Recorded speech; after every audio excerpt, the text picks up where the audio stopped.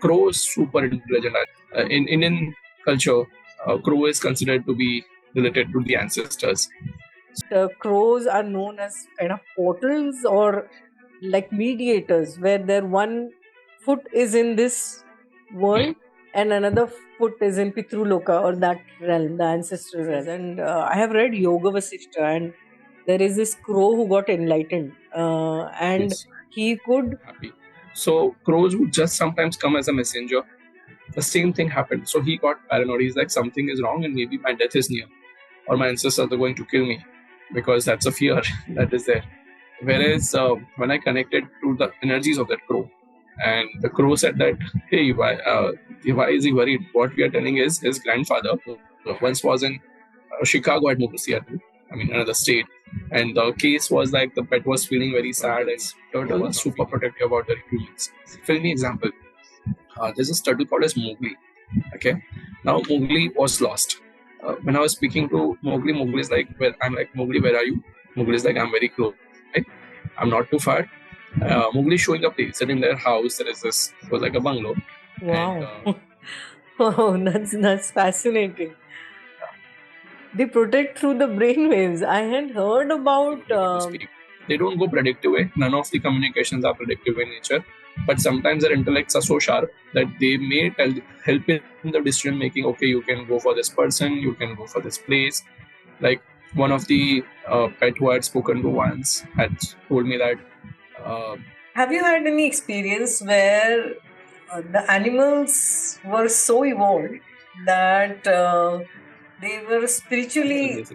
Would you rather talk to a wise old tree or a mischievous parrot for a day? Wise old tree.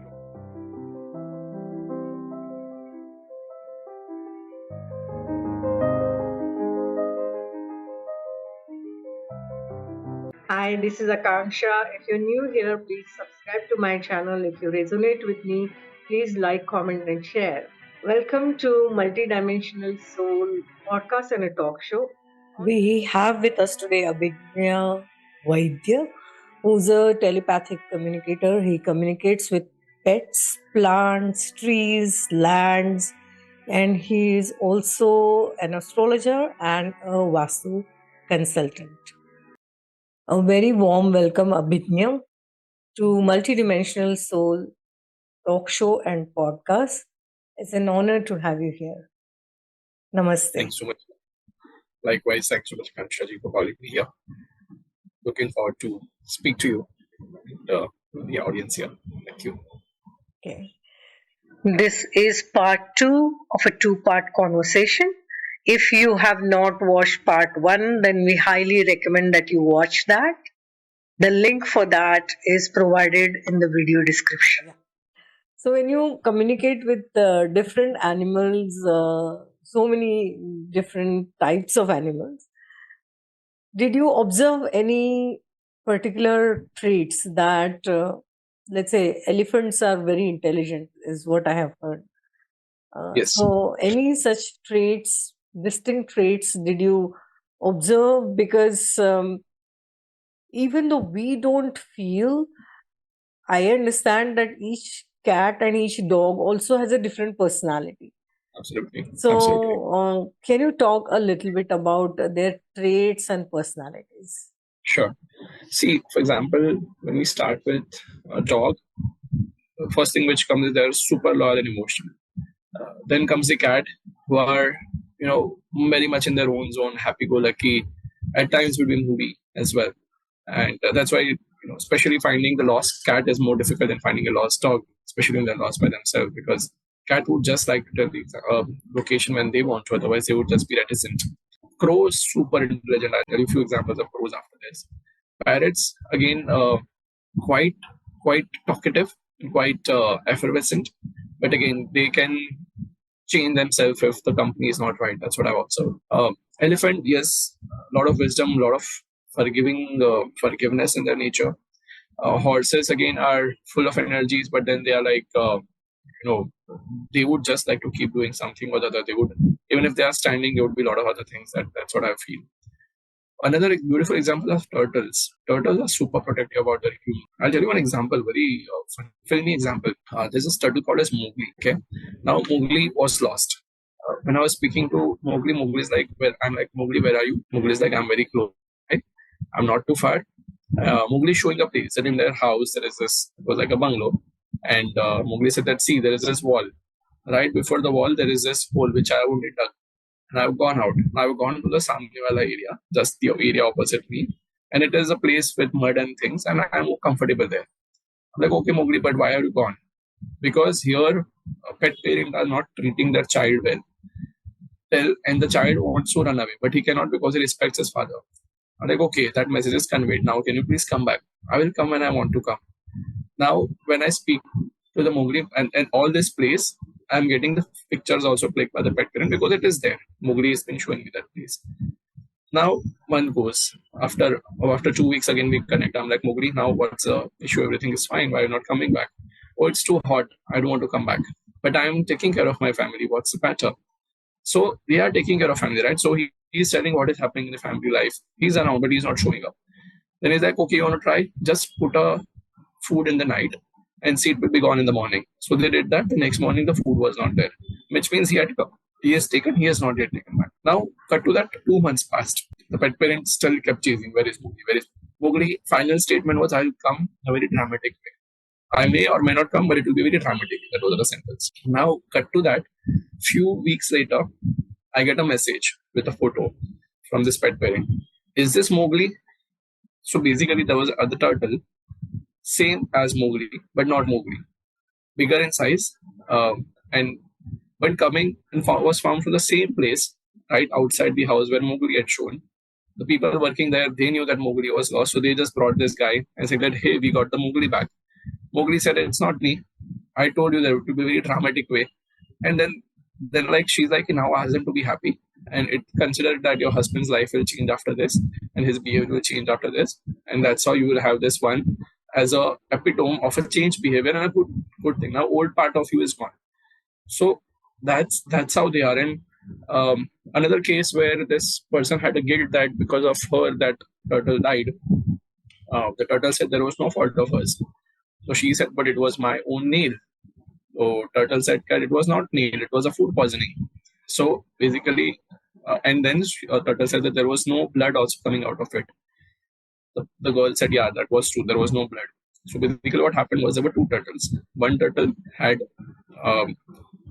died, and this female, she was feeding her. That time she had a bigger nail, so she thought it because of that the nail hit her, and then she died.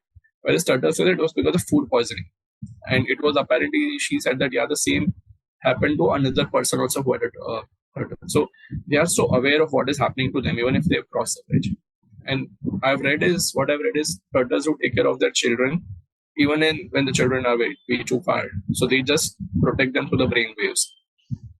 So it's that. Wow. Wow, that's fascinating. They protect through the brain waves. I had heard about whales being very intelligent and even dolphins.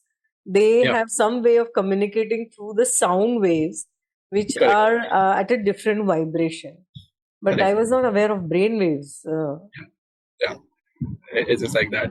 In fact, in a yogic cult, there is this saying that a guru will take care of a shishya in three ways. One is like um, a tiger. Tiger just holds the shishya through the mouth. So basically, guru will make a shishya go through a lot of ups and downs and torturing, and but still protect and take care like a mother.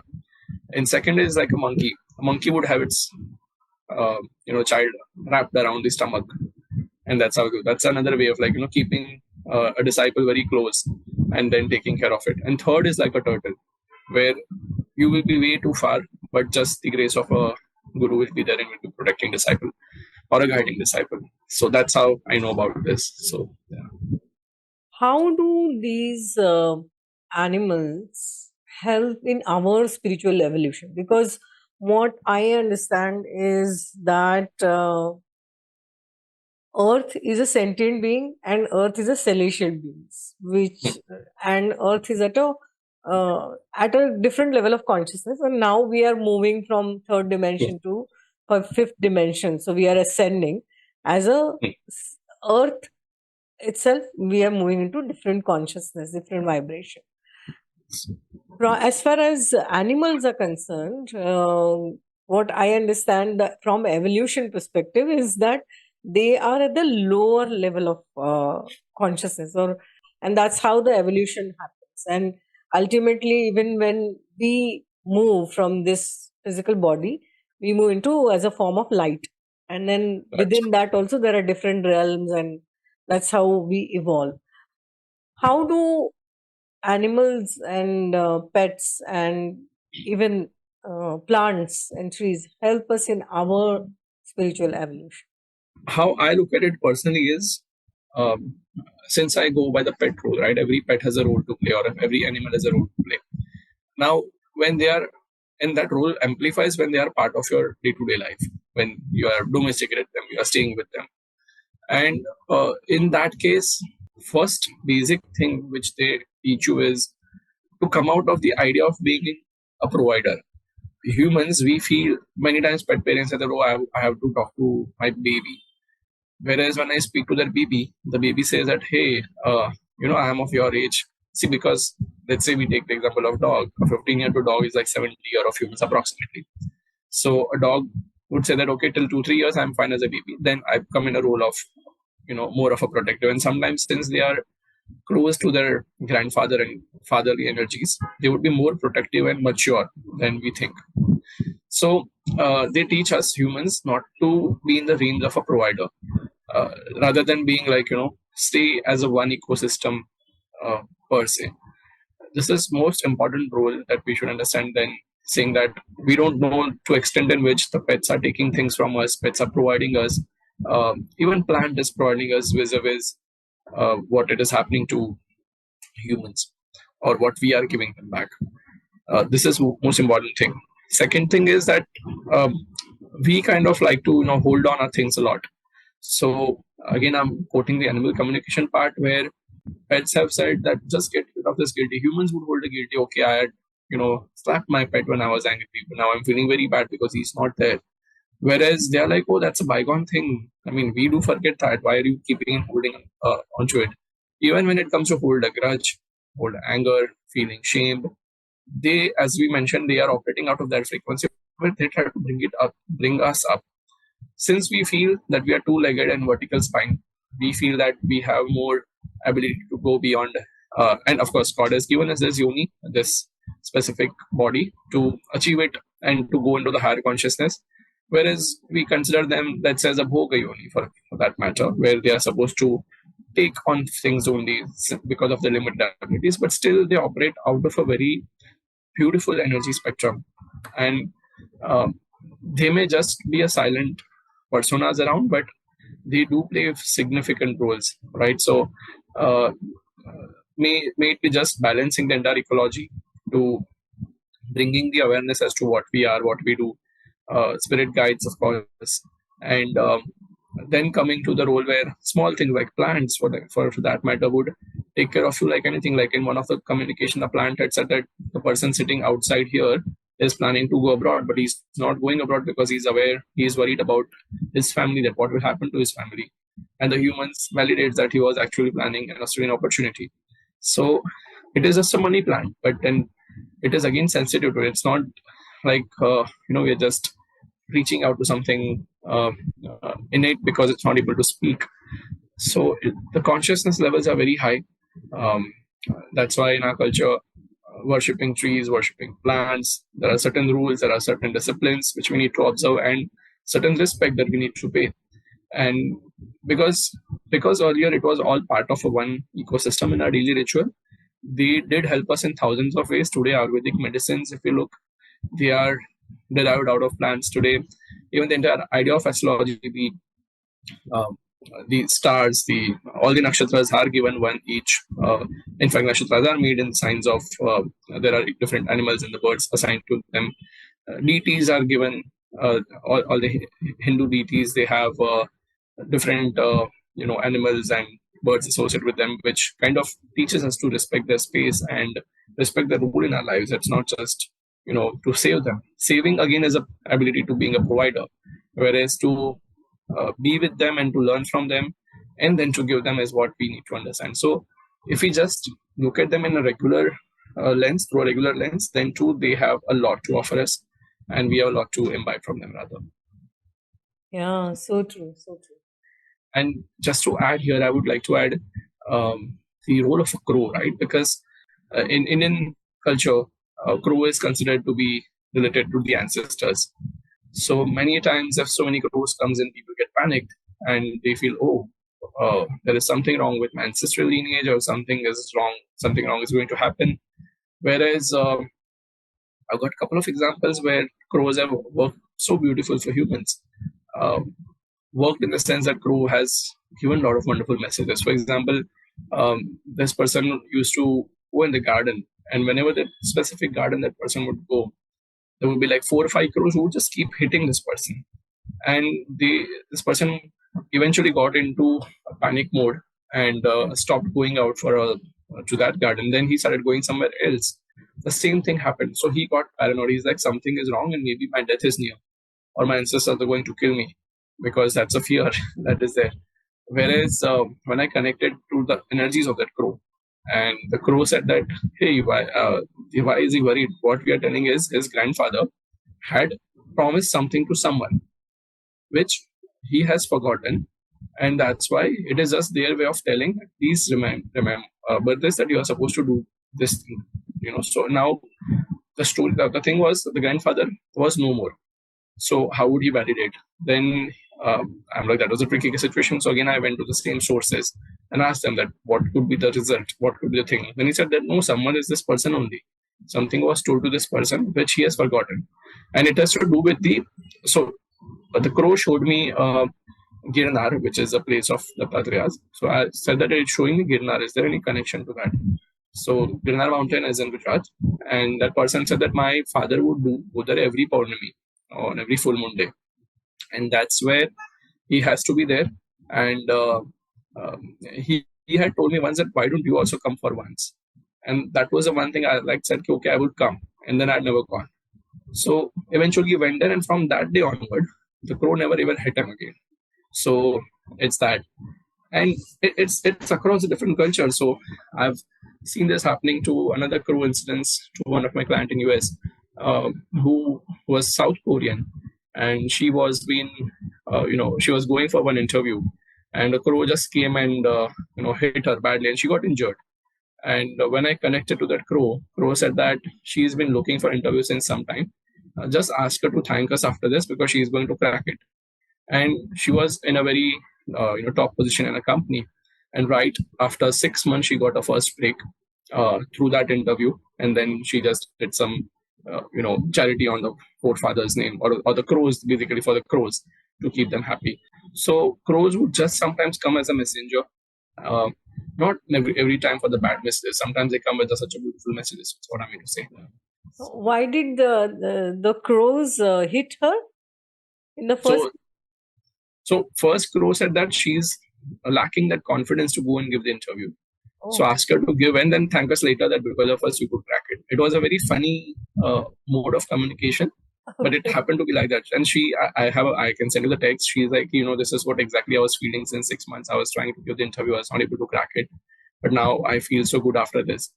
So yeah. Wow. Okay, that's very different. Wow. Okay, I had heard about crows a lot, and because they come in our Indian scriptures quite a bit, and especially they are very intelligent, and they are related to ancestors. And I have read Yoga Vasishta, and there is this crow who got enlightened, and Yes. he could actually survive even the yuga cycle. So he had this mechanism, a way of holding the breath, where he could survive even the yugas ended, and even then and the next one started, so he could go from one yuga to another, even when there was this entire flood and everything got destroyed, but he stayed. So so from crows, I would love to know more. How are they exactly related to ancestors, and have they told you anything specific to the lineage or ancestors? Because what I understand, another thing that is there in our scriptures is that crows are known as kind of portals or like mediators, where their one foot is in this world and another foot is in Pitruloka, or that realm, the ancestral realm. So, can you talk Yeah. a little bit about that? Sure. So, lineages, most of my close conversation has to do something with the lineages of generation. It is not to do with the curses, but it has to do with the lineages. They've asked at times that, okay, can you get the Tirtha Jal, which is like a holy water from this pilgrim spot, and give it to someone in the family. And then they've given to a family, and then the same crow has come, looked upon the family, and it's been fine. Or when somebody is going for certain good karmas or yatras, as we call it, the pilgrimages, that time also crows have showed up saying that, okay, do think of us as a lineage. So when they say think of us, is like a think of ancestor which is gone. Like in one conversation, I remember the crow showed me Bodh Gaya as a place, and it was in fact a conversation with the tree, and the tree showed me humans who were supposed to go to Bodh Gaya, and then they said that there was enough indications by a crow to do things on behalf of someone. So first I thought it would be to do with the humans, but then I got to know that they had a pet who had passed away in a very abrupt way. It was a pet's wish to go over there and get herself sanctified. So that way crow would remember what has happened in your family. If you have let go of some space, that also they would know. If you have done some sacrifices, they would know. Like this one specific land I had communicated with, the land was not able to get rebuilt. They were going for reconstruction, and that there used to be a crow which would keep coming in their house. So the land did not have much energy. I could not speak to the land much, but the crow then said that they would done a lot of the sacrifices of a hen. So, and which is what has made this Animal place as sacrifice. Yeah, animal the sacrifice. birds are sacrificed, the chicken. Chicken here. And that is why this place has got those bleeds, blood, and it's not so lively. And it was not required. Now you do something for that, and then there will be some movement. So this is what comes through their reels.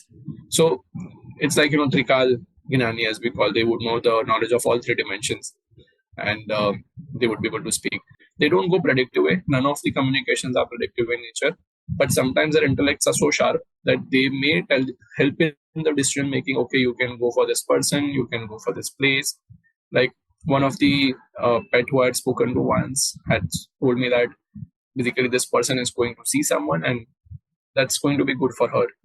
Many times in communication, pet would say that, okay, they are planning to change their location, that's good for them. They're planning to change their business, that's good for them. Ask them to expand on this specific line of work, it will be good for them. It's just about believing in what your pet is saying or what your stray is saying, for that matter, because you're feeding that stray a lot. So yeah.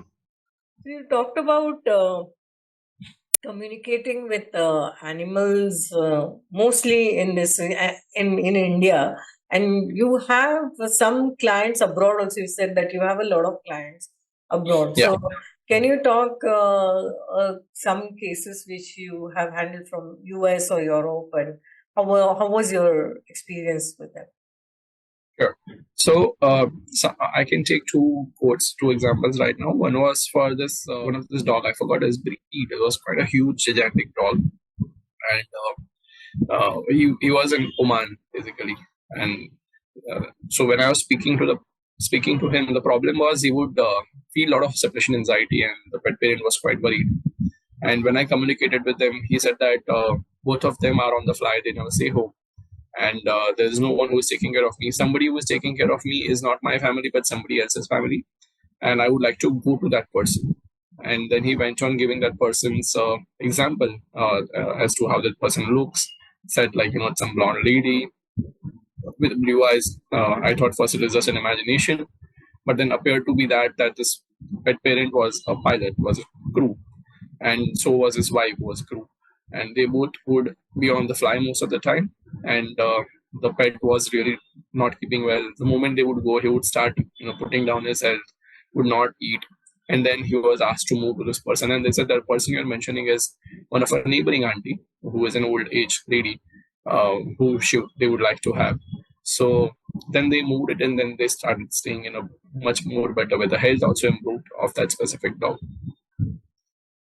Another one was from Australia, who had a similar. So it was just a normal conversation when I was speaking to that dog, and then dog said that the lady in the house has a lot of anxiety, and that's the reason the dog would always, bark all the time. So sometimes the mirroring takes place, right? So the kind of a nature that a human has, the pets take it upon them. So this lady would keep on going about, uh, cribbing about things and feeling very anxious, would not feel sleep, would not get good sleep in the night. And the same was being then taken by the dog. And dog said that it's better we are in the abroad country, some other country, and we are, being taken care of over there. Because then I realized that those dogs were bought from India, and the wife was from India, the guy was from Australia itself, and dogs were actually missing India, whereas they were mirroring the lady in the house who was actually missing India as well. So it is like that. Yeah. And few interesting cases as well happens where somebody has moved to another country, like a pet once was in Seattle, once was in Chicago, had moved to Seattle, another state. And the case was like the pet was feeling very sad and was not feeling like, doing much activities. That time I did not know that he was in Seattle. But when I communicated, I got to know that he has moved to a place which has very dull and depressing weather, and he is not liking it at all. There is no lights, there is no sunlight basically, and it's not liking it at all. And showed that the human in the house is feeling depressing and also unfortunately suicidal.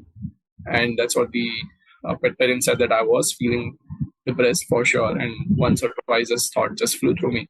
But now what is the solution? And the pet only can come and tell solution that, okay, you can try to have a companion, get another pet, or go to a better, or have some more vitamin D based milks which we get in States, and so forth. So yeah, I think the language and the communication across is same. The bonding is always the same. It's just that like, for out of curiosity, I was speaking to Siberian Huskies in India. Like, I was participating in Pet Fed, and like 5-6 Huskies I interacted with. Like, hi guys, how are you feeling? You're in some other part of the world. You are now in India, and they're like, no, we are very adjusted now. Originals of us, if you bring them here, they won't survive because that's a weather thing. But otherwise, it's very comfortable. Wow. Okay. Have you had any experience where the animals were so evolved that they were spiritually kind of knowledgeable and evolved, and you could sense it in your communication? Yes, spiritually evolved, yes. They do tell the references. I will tell you an example of a parrot who I spoke to, who was no more, in fact, who had crossed the bridge. And I had connected with him because the pet parent was missing him badly. So when I was speaking to that parrot said a couple of mantras. Okay. Now I thought it is just my imagination and these mantras are coming in. Whereas the parrot said that no, this was taught to me by the grandmother. And he exactly called out those mantras.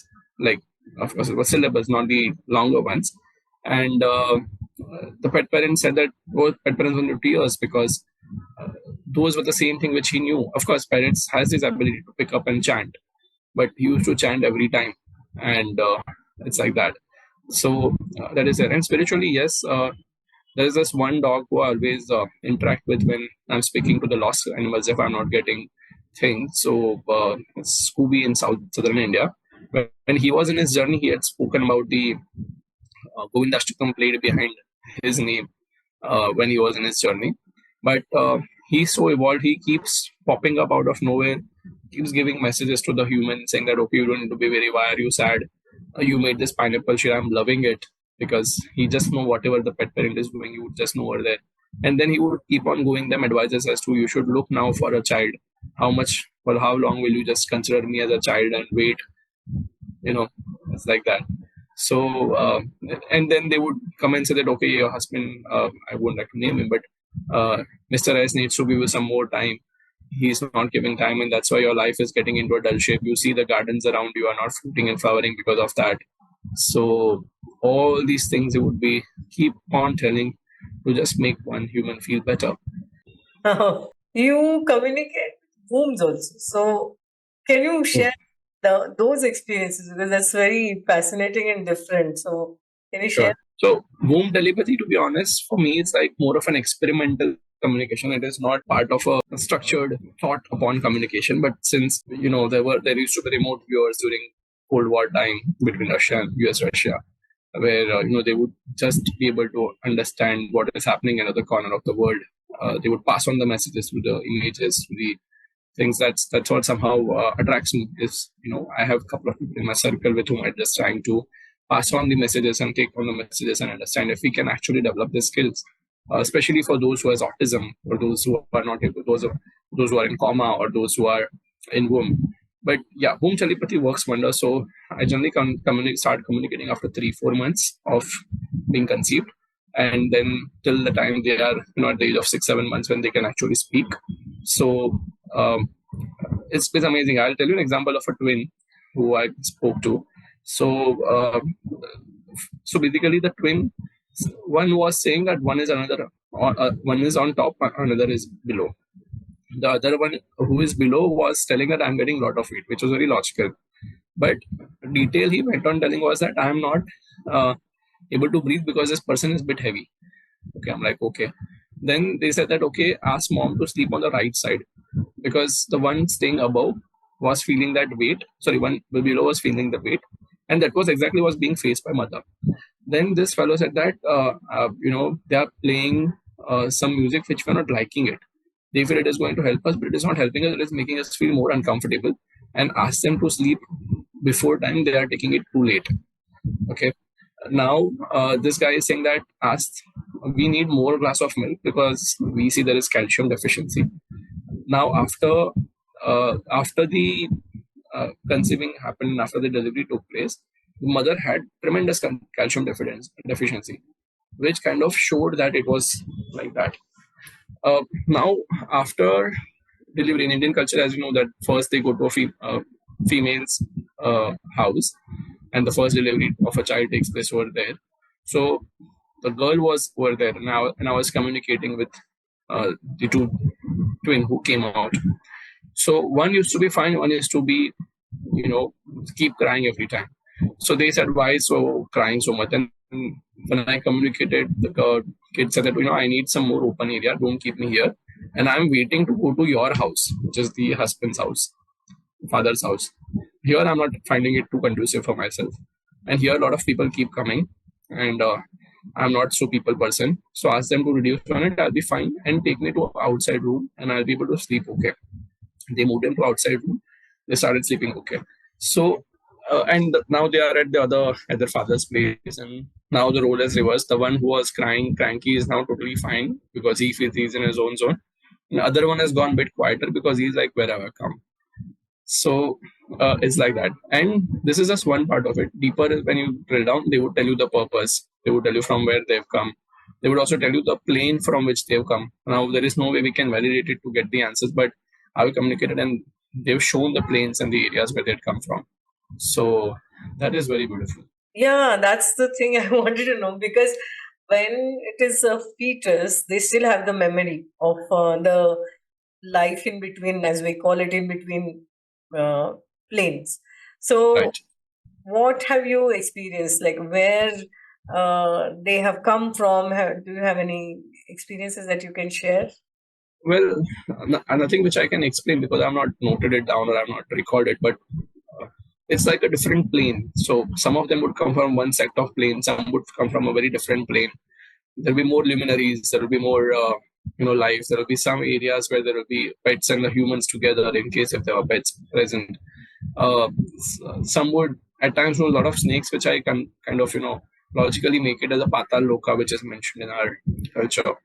And sometimes it will be just levitating about it. Could be sometimes I just think it could be imagination, but then no, the messages are so strong that it's too hard to believe that it is an imagination. That's the always thing between left brain and right brain that we have, since there is no validation again. So True, true.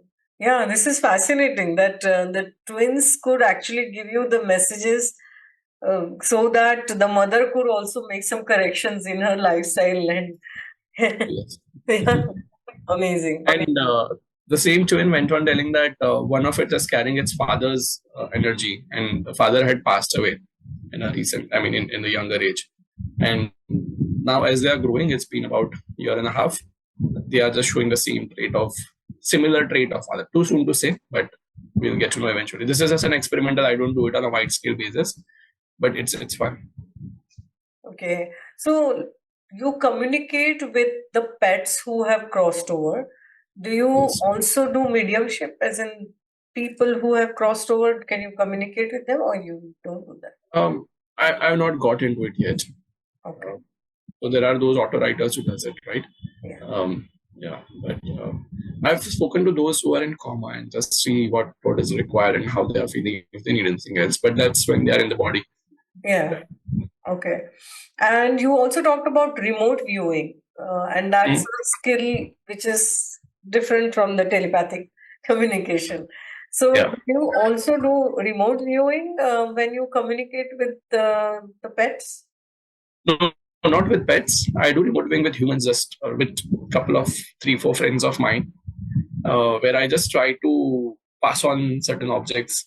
They pass on certain objects through thought, and without any reference, without anything, we try to draw, see, and we just understand. It's just an experimental level. I'm very novice in it. Okay. Very noob, Yeah, I can say. they have trainings for that also. Yes, Right. Yes. I'm going to ask you some fun rapid fire kind of questions, especially for this particular episode. And then we'll go to rapid fire, which I ask every guest. Okay. If a pet could rename its human, what name would you choose? Mr. Inconsistent. Okay. It's Okay. amazing. Would you rather talk to a wise old tree or a mischievous parrot for a day? Wise old tree, lot of wisdom. One animal you haven't communicated with but dream of meeting. Oh, I have communicated with it, but I cannot still name it. There's one elephant which is very famous these days in Kolhapur because of a treatment, and so which I have not communicated. I have communicated, but I cannot still communicate in public. It's that. Otherwise, you can say I would like to communicate with dinosaurs, but I'm not sure if I can get a chance. Dinosaurs. Dinosaurs, yeah. Wow. Okay. If you could swap places with any animal for 24 hours, which one would you pick and why? Panda. Panda for obvious. We call him Gujarati Majjani life. It's like, chill scenes. Okay. Something that pets say that makes you laugh always. They do a lot of fun out of humans at times. I mean, they do pass on a lot of gossips, and they're like, koi samjhao, says like, somebody make him understand. It's so simple, and why they complicate it. And there's a lot of many things I can just tell it offline. So What is the funniest thing that they've told you? This person is a couch potato. Oh. Doesn't want to.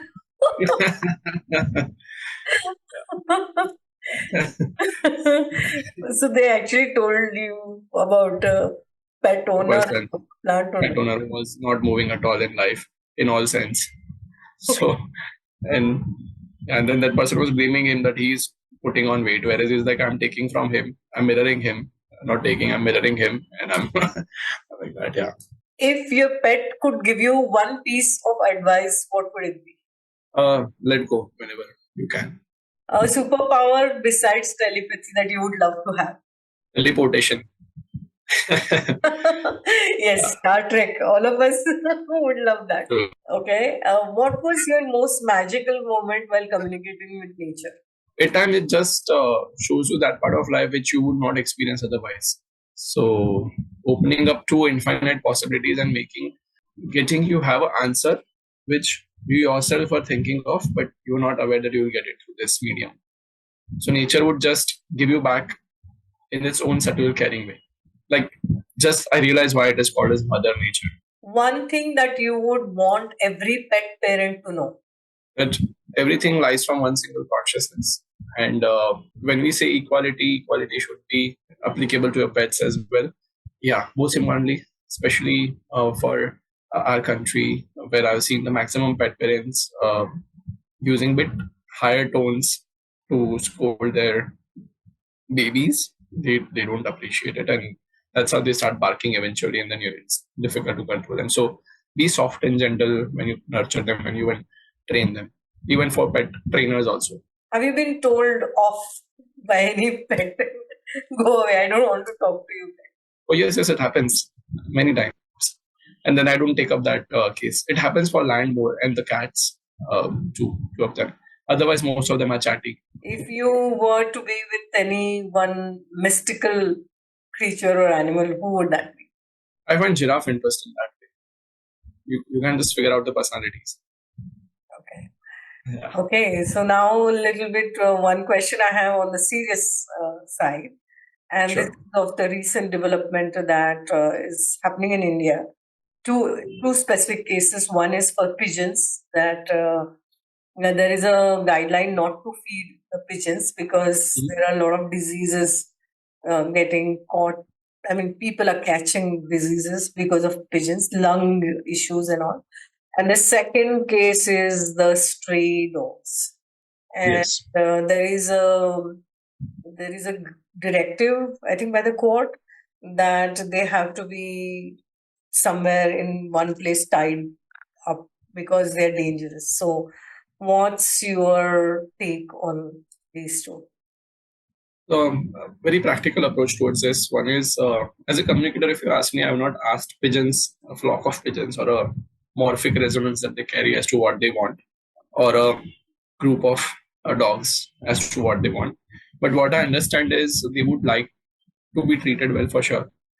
They are not treated well. That is also true in both the cases. Pigeons and the diseases are true. They are fatal. Someone in my close circle has experienced the lung disease because of it. If to be not to be fed at the place where it is being fed, where human habitat is more, better to be taken to the place where they have some more open areas and then they can be fed. That's a practical solution.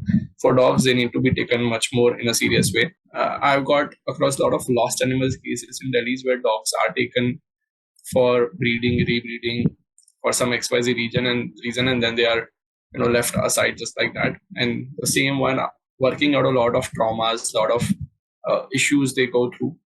Their behavior becomes certain. Of course, rabies is one thing which is disease which you need to work upon. And tying them up is not the solution. Killing them nowhere is a solution. You can always find a right place for them to be at. But I believe they have the equal right to be in the area where we are staying, because most of the lands we have encroached, we have got into that space. May it be pigeons, may it be humans, maybe pigeons or dogs, we have encroached their lands, and that's why it's our debt to accommodate them, or rather, I would say it's our debt to accommodate ourselves in their region, and then to become open about this rather than just sidelining and pushing away every time we want to expand and safeguard ourselves as a human. So it's a responsibility of a human rather to take care of it. Again, not being a provider, just being a community, being a part of a system. So, as I had mentioned, I asked all my guests a few questions towards the end. Can I ask you those questions? Sure, please. It's like a rapid fire. Another one. Okay. If you were to explain multidimensional soul to anyone, how would you explain it? One body, many lives. What is holistic well-being? Where your soul, you feel that you've been appended from Muladhara to at least some upper chakras towards the end of a life. And this happens only when you are doing physically, mentally, spiritually right things. If you were to change anything about current educational system, what would that be? Make it more open beyond five senses, make it more experimental, and keep it simple and not too much of I feel right now still it is in an improvisation state, but make it more simplistic, make it more experimental, I would say. Yeah, that's what I would say. What is the ultimate purpose of life? There is this line by Adi Shankara, Yoga Ratova, Bhoga Ratova, Sangha Ratova, Sangha Vihinha. It's like you may be in the yogic state, or you might be taking up any bhogas, which is like you might be indulging in materialistic pursuits, or you are in rendezvous with someone, you're in closeness with someone, The essence is to be in the, as the shloka says, yasya brahmani ramate chitta, like just be in the, operate out of a space where you are superseding all these physical boundaries, and just try to include everything as one and operate out of it. You will be yourself feel very liberated. So the liberation which we speak about is more of that liberation which is beyond our physical dreams, beyond our what we see and perceive from our five senses. So to aim to be in that state is the purpose of a life, and to be there in the state should be our efforts toward that. Okay. What is love? Love is what you are and not what you do. Okay. What is self-love? Love is just becoming mother to the world. And one question which I have specifically for you is, if you were to give one simple technique or guidance on to people, to our audience, on how to develop telepathic communication, what would that be? I would just say one simple line, that trust the source. For example, when you're asking your pet something and you get certain answer, consider this to be the actual answer. For example, if you ask him you're not feeling well, what's the reason you're free? He said, I'm fine, just trust him. We just say that no, this is I feel he's fine. So just single one bottom line is work on your gut muscles. We have this vagus nerve which goes from our brain, goes all the way to the stomach. Stomach is a place where we express all the emotions, experiencing of pain, guilt, everything we experience it through stomach. We get the goosebumps, we get the potada goda, what do we call it in English? Basically, we get those excitements. We also have fireworks in the stomach. So because that is what guts knows all the answers, and brain and guts, they work together. So just work on that through meditative practices, through sadhanas, through spiritual enhancements, and it will be very easy to communicate. Okay. What's your parting message for our audience today? Well, thank you for giving the opportunity, first of all, to connect with you. I'm sure everyone who has pet and who are pet parents would understand the importance of a pet in your life. And I would just like everyone who doesn't have a pet to understand that pet would in a life would come with a specific role, and let's be there together as a human. I've seen this off lately in some part of world where people have got so pet centric or so plant or tree centric, which is good, but they've started distancing humans. They're like, oh, I would like to have a pet than to have a partner. Well, when we speak to the pets, that is not the solution which comes to them. Pet would always say that it's good to have a partner, go and get married. It's good to have a kid, go and have a kid. Just don't have us because we are like, least path of resistance. Humans have eventually started finding a least path of resistance where they just want to have unconditional love. They just want to, do everything whenever at their own convenient time, in their own convenient space and comfort. So I would like everyone to, have a pet as a companion. That's an amazing idea. To have a pet to, be a good company to go out with, to have fun with, but not as a part of an escape mechanism where you just want to run away from certain responsibility, and that's why you want to have a pet. So that would be one parting message, yeah. Because in a way, it does hurt pets. It does affect them to some extent when we just want it for our own selfish purpose, if I can say, vested interest that way. So good to be, equal in that way, in the approach. So important. And how can people connect with you? Well, they can like me on Instagram. I'm at Telepathic Talks with Abhi, or my email ID is vabhigna@gmail.com. So We'll provide all the details in the description. It's been an absolute pleasure having you. Thank you so much. It's mine. Thank you. Namaskar. Thank you for tuning in from wherever you are in the world. As Ramdas says, that we are just walking each other home. So thank you for co-creating the new earth along with me and my guests. If you resonate with me, subscribe to my channel, like, comment and share. Let's keep this beautiful energy in flow, in motion. Namaste. Lots of love.